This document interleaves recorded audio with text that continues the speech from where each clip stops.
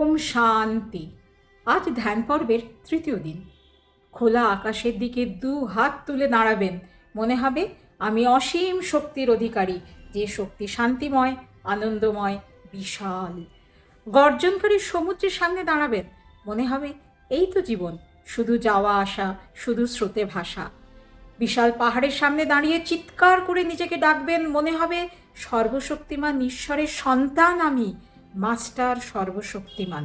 হ্যাঁ, আজকের সংকল্প নিজেকে নিজে নিয়ন্ত্রণ করার শক্তি অর্জন। কিভাবে?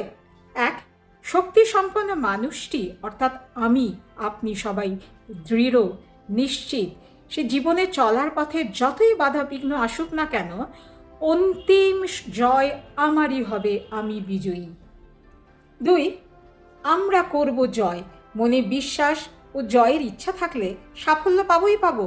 দুর্বল চিত্ত, শক্তিহীন চিত্তের জন্য রয়েছে শুধুই পরাজয়।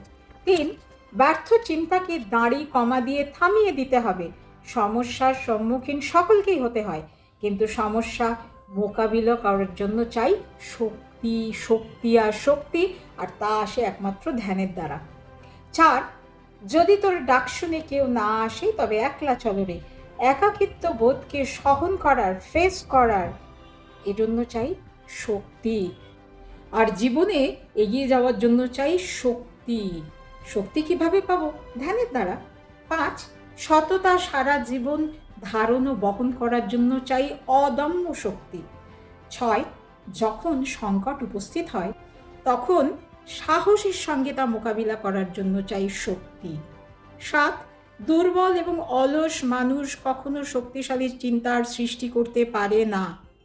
শক্তি আমাকে কেউ দিতে পারবে না, আমাকেই ধ্যানের দ্বারা অর্জন করতে হবে।